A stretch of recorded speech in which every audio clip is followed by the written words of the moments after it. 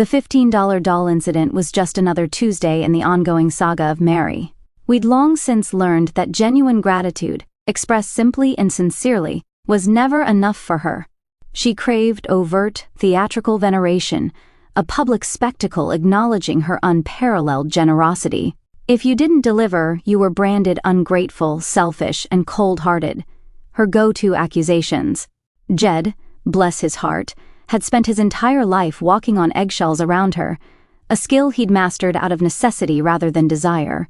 He'd learned to placate, to deflect, to simply nod and mentally check out until the storm passed.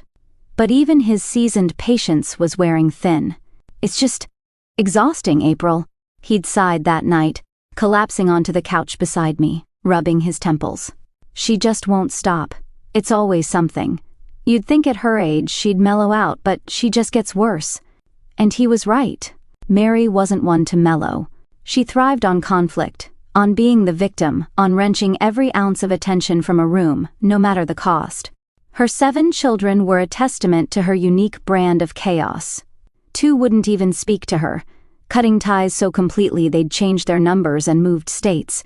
The others maintained a fragile, often distant, relationship, mostly out of a sense of obligation or pity for Jed's poor dad, Mary's only son still in contact. It was insane. A mother losing custody of her children back in her day was practically unheard of, yet Mary had done it. Not once, but twice, to different fathers. It was a badge of honor for her, a testament to how misunderstood and persecuted she'd always been. The doll incident, while infuriating, paled in comparison to other performances. Take, for instance, Jed's other grandma's funeral. His maternal grandmother, a sweet, quiet woman named Eleanor, who had lived a gentle life and passed peacefully in her sleep. This was a woman Jed adored, a true matriarch who had helped raise him when Mary was off chasing her latest husband or causing some new disaster. The funeral was a solemn, tearful affair, a final, loving tribute to a life well lived. Or at least, it should have been. Mary, of course, arrived fashionably late, sweeping in with a dramatic sigh and a black lace veil that looked more appropriate for a silent film star than a grieving family member. She barely knew Eleanor, had probably met her a handful of times at family gatherings, yet she behaved as if she'd lost her twin sister. Throughout the service, she loudly sniffled, interrupting the eulogies with audible gasps that drew eyes from the front to the back of the chapel. When Jed's mother, Eleanor's only daughter, tried to give a eulogy, Mary staged a coughing fit so violent the minister paused, checking on her. She then dramatically dabbed her eyes, whispering loudly, "Oh, the pain! My heart just aches for dear Eleanor," as though she were the primary mourner. But the real show began at the reception. While Jed's mother and other grieving family members tried to console each other, Mary strategically positioned herself near the food table, intercepting anyone who dared approach. "You simply must try these mini quiches, darling," she'd declare, hand fluttering to her chest. "I haven't had a bite all day.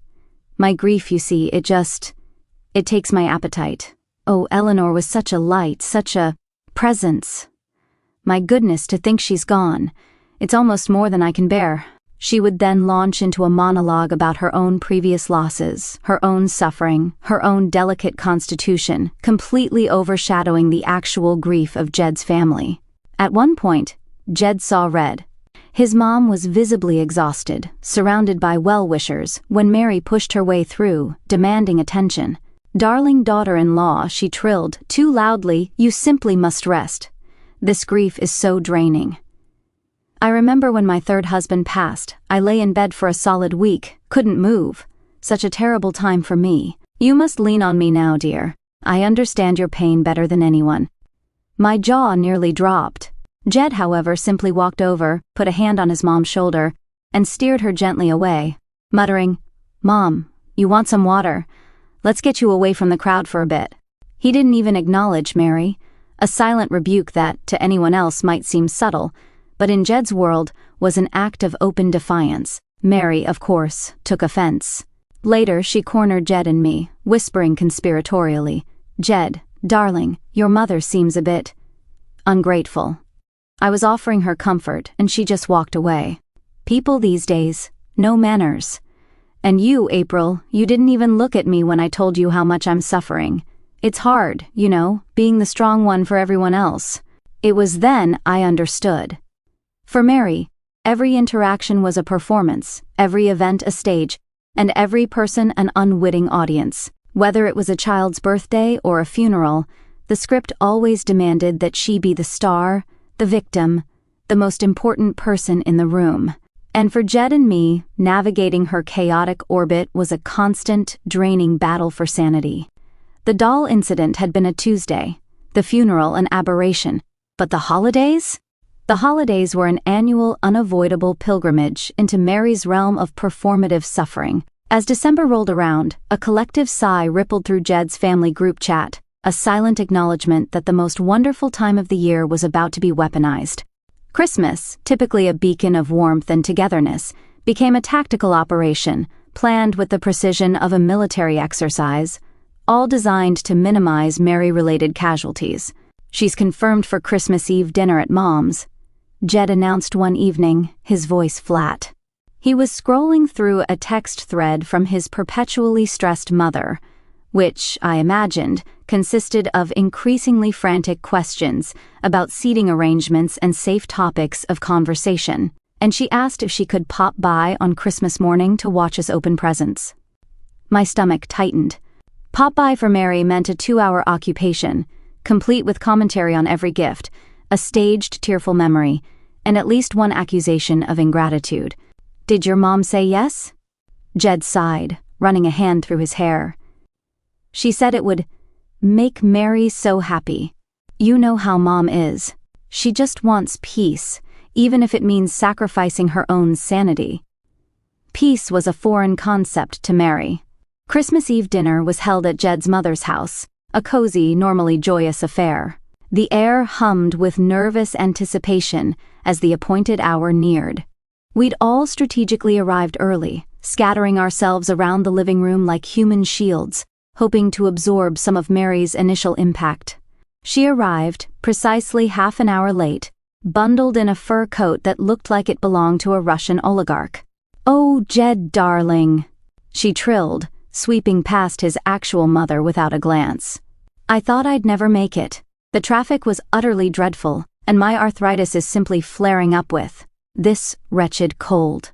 I just pushed myself, you see, because I simply had to be here for my precious family."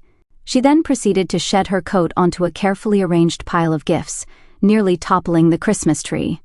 The evening unfolded like a well-rehearsed, yet entirely unwelcome play.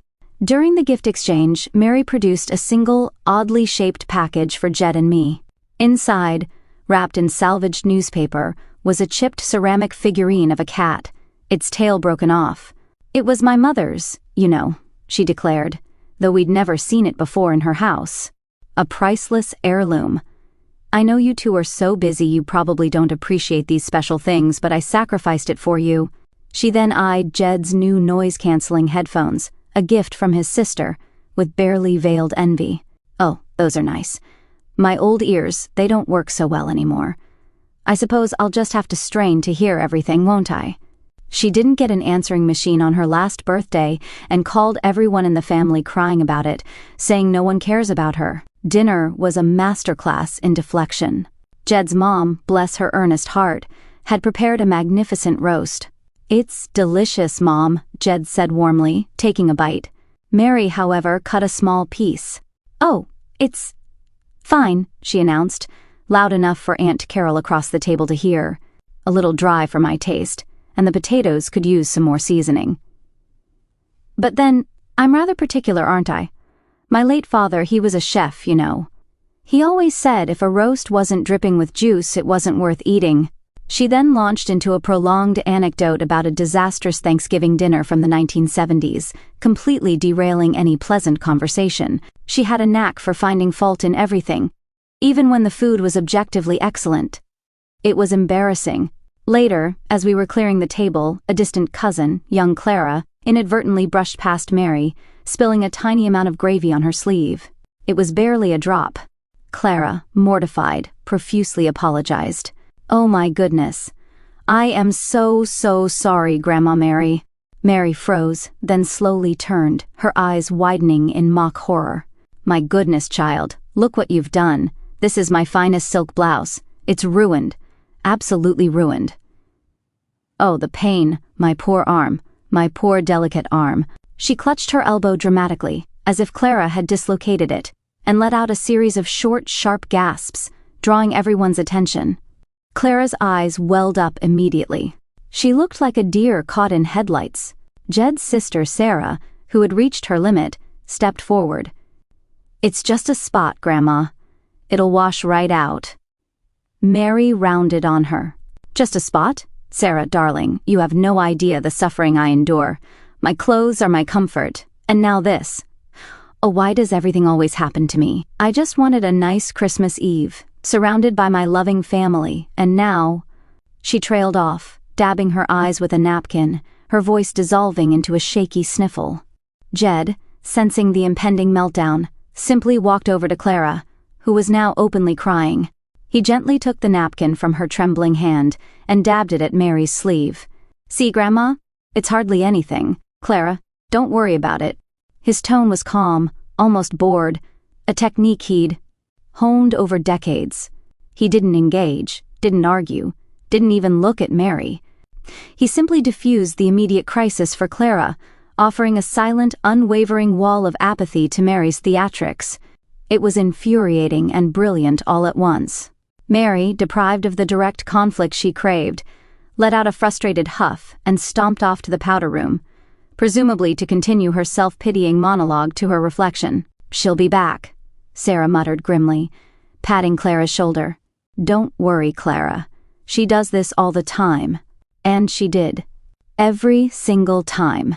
Whether it was Christmas dinner, a casual visit, or a family emergency, Mary would find a way to make it her stage, her performance, her moment of victimhood. And Jed and I, along with the rest of his weary family, were left to clean up the emotional debris, perpetually navigating the exhausting, self-serving orbit of Jed's Grandma Mary. The $15 doll, the ruined funeral, the hospital antics, they were just chapters in a sprawling, never-ending saga. And we were, it seemed, forever cast in the supporting roles. The relief of Christmas Eve dinner ending was palpable, a collective exhalation, but it was short-lived. The next morning, as I nursed my coffee and Jed wrestled with a stubbornly tangled strand of fairy lights, the dreaded text arrived from his mom. "Mary's on her way. Says she's feeling fragile, but determined to see her grandbabies open their presents." Fragile, my foot. Determined, yes. Determined to drain every ounce of festive cheer from the room. We'd tried to prepare. The most desirable gifts, the ones Jed and I were most excited about, or the kids' absolute must-haves, were strategically placed in less accessible corners, away from Mary's immediate line of sight. It was a futile effort. Mary had an almost supernatural ability to sniff out joy, and then systematically dismantle it. Precisely 10 minutes after Jed's mom's text, indicating she really was on her way, a frantic honk blared from the driveway. Jed and I exchanged a look of shared dread. "Showtime," he mumbled, and headed to the door. Mary swept in, a puff of expensive perfume and a dramatic huff of cold air, clutching a small, elegantly wrapped parcel. "Oh, it's simply Arctic out there," she declared, her eyes immediately scanning the living room, taking in the wrapped gifts under the tree, the excited faces of Jed's nieces and nephews. But I simply had to be here, for my precious family, even with my poor circulation acting up. Her voice, carefully pitched for maximum melodrama, cut through the quiet hum of Christmas carols. She settled herself on the sofa, pointedly ignoring the armchair Jed's mom had pulled out for her. "Now, who's opening what?" "Don't mind me, just a poor old woman, barely able to sit up, but I wouldn't miss this for the world." She then proceeded to eye the pile of presents with an unnerving intensity, like a predator sizing up its prey. Jed's youngest nephew, Leo, unwrapped a bright red toy truck, his face lighting up with pure, unadulterated joy. He instantly started making truck noises. "Look, Uncle Jed. Aunt April, a truck."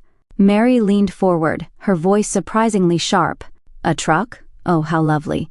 You know, when Jed was that age, all he wanted was a train set, a beautiful, elaborate train set, with working lights and smoke. We saved for months for that train set. He loved it so much. But then, times change, don't they? Children these days, they don't appreciate the same things. She sighed heavily, casting a mournful glance at Jed, who simply raised an eyebrow, not taking the bait. Her own gift for us, the small, elegant parcel, was opened next. Inside, nestled in tissue paper, was a single slightly tarnished silver spoon. "It's my grandmother's," she announced, though we'd never seen it before, and it looked suspiciously like something from a thrift store. Very valuable. "I know it's not flashy like all these electronics." She gestured vaguely at Jed's sister's new tablet, "but it's heritage, something to truly treasure." "Not like that. Other thing I gave you for Christmas Eve." She wrinkled her nose, clearly referring to the chipped ceramic cat. "That was a mistake. This is the real deal." The insinuation was clear. She was judging our appreciation of her gifts and everyone else's superficial ones. The morning continued in this vein. Every gift was met with a backhanded compliment, a thinly veiled criticism, or an anecdote that highlighted Mary's own past sacrifices or deprivations. When Jed's sister Sarah unwrapped a beautiful new scarf, Mary clutched her own flimsy cardigan. "Oh, that's lovely, Sarah. I used to have a beautiful pashmina years ago, but I gave it away, you see, to a homeless woman. I always put others before myself." I watched, my jaw aching from clenching it, as Mary managed to turn a child's delight in a new bicycle into a story about how she'd had to walk miles to school uphill, both ways, in the snow. She even managed to turn the joyful chaos of wrapping paper being torn into an accusation that no one helps with the cleanup around here. Then came the moment that truly set my teeth on edge. Jed's 5-year-old niece, Lily, unwrapped a dollhouse, her eyes wide with wonder.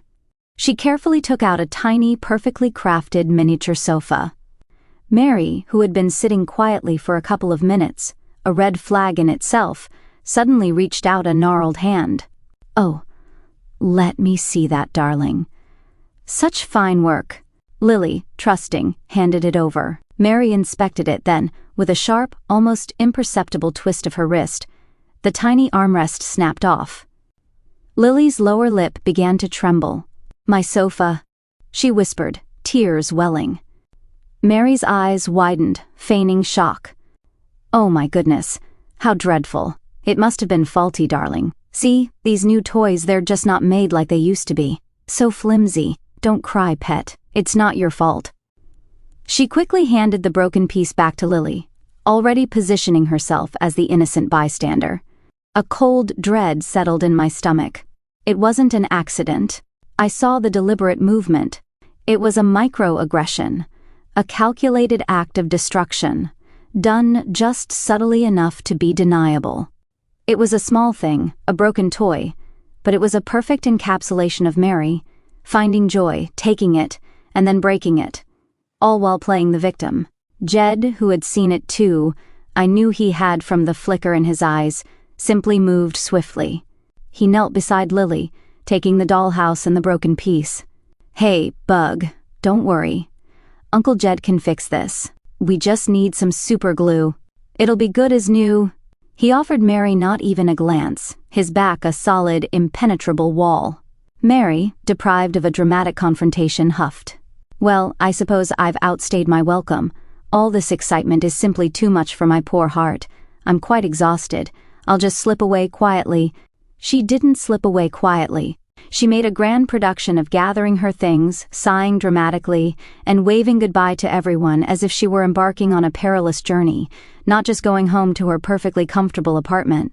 When the front door finally clicked shut behind her, a collective sigh of relief swept through the room, even from the kids, who seemed to sense the shift in atmosphere. Jed's mom immediately pulled out a repair kit for the dollhouse, her face etched with a familiar weariness. "See?" I murmured to Jed later that day, as we finally had a moment alone, the lingering scent of Mary's perfume still faintly in the air. "She's getting worse. That wasn't an accident. She broke that dollhouse on purpose. She's not just awful, she's actively destructive." Jed nodded slowly, his gaze distant. "I know, April. I know." His calmness was unsettling sometimes, a testament to how long he'd been dealing with this, how deep the well of his tolerance ran. But I knew, beneath that placid surface, was a weariness that matched my own. The holidays were over, but the damage was done. The memory of Lily's trembling lip, of the broken dollhouse, was a stark reminder.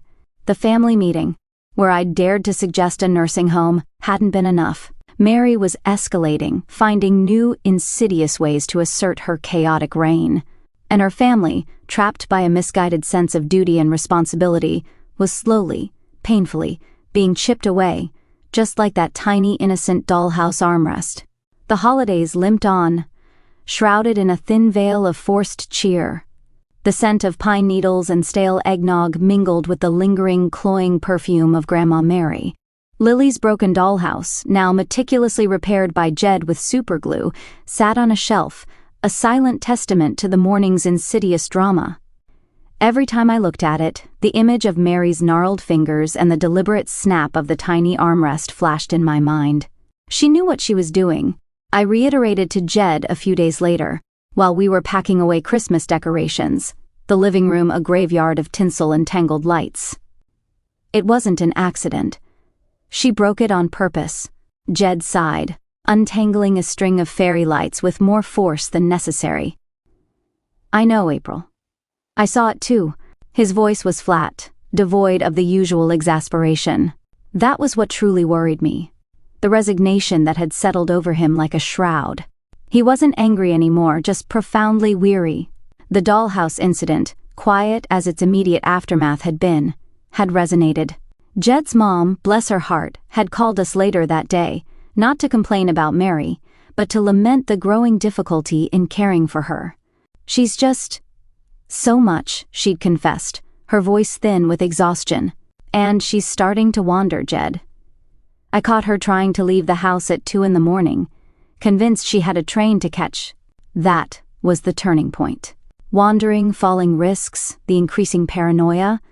These were things that even Jed's dad and his siblings couldn't ignore. The responsibility they so firmly clung to was rapidly becoming a dangerous liability. The phone calls started, hushed and urgent.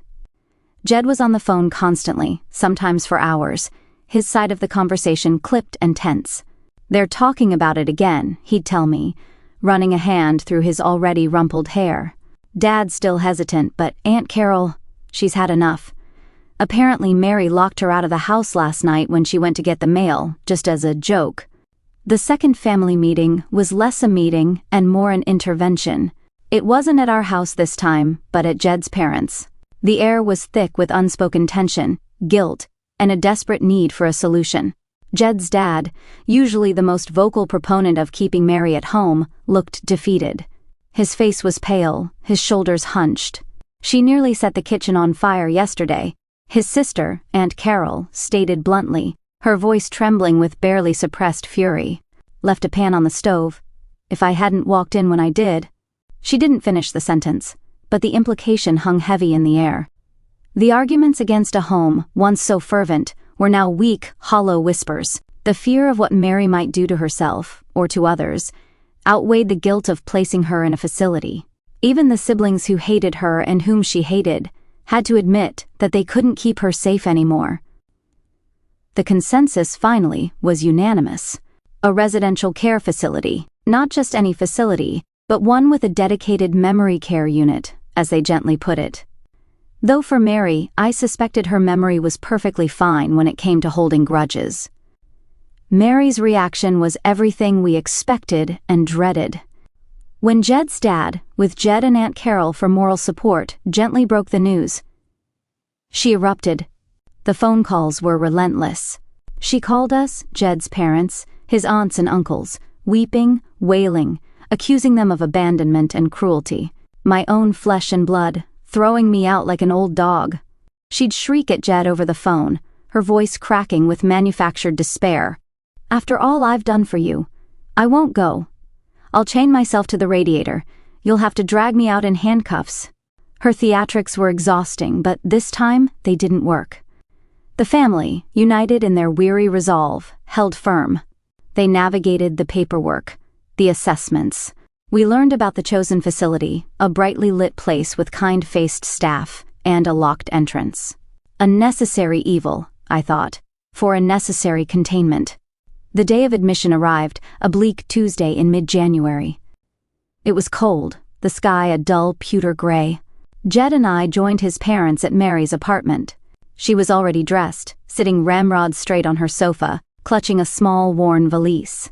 Her eyes, usually darting and calculating, were glazed over with a performance of profound sadness. "I suppose this is it then," she announced, her voice a reedy whisper. "The end of my days. A cage for an old bird." She looked pointedly at Jed, a single tear tracing a path down her rouged cheek. "My poor Jed. To think your own grandmother, left to wither in a strange place." Jed, bless him, simply nodded, his jaw tight. He helped her up, his touch gentle but firm. She stumbled dramatically, leaning heavily on him, making sure everyone saw her supposed frailty. The drive to the facility was silent, thick with unspoken emotions. When we finally stood in the reception area, the smell of disinfectant and institutional polish hanging in the air, Mary took one last look at us, her eyes flashing with a spark of the old spite. "Don't worry," she said, her voice suddenly clear and cutting. "I'll be fine. I'm sure I'll make plenty of new friends here, people who appreciate me." The emphasis on appreciate was a venomous dart aimed squarely at us. We left her with the staff, a polite but firm attendant leading her down a hallway. We watched until she disappeared, the heavy door clicking shut behind her. There was no grand goodbye, no final hug, just the click of a lock. The relief that washed over me was immediate, visceral, and almost shameful in its intensity, but it was quickly tempered by Jed's face. He looked utterly drained, a ghost of himself. This wasn't a victory for him, but a painful surrender. For a few days, there was a strange quiet in our lives. No frantic calls from Jed's mom, no dramatic pronouncements from Mary, just silence. That was, until the calls started coming from the facility. Mary, it turned out, had wasted no time. She'd already convinced 2 orderlies that she was being held against her will, tried to organize a petition among the residents for better dessert options, and declared open war on the facility's bingo caller. The chaos machine hadn't powered down. It had simply been relocated. And while the direct onslaught was no longer aimed at our living room, the ripple effects, the calls, the complaints, the guilt that was still subtly wielded, were a stark reminder. Mary was in a home, contained, yes, but the damage she inflicted, the subtle chipping away at the family, as insidiously precise as breaking a tiny dollhouse, was far from over. It was a new chapter, perhaps, but the story of Grandma Mary, the human chaos machine, was far from finished.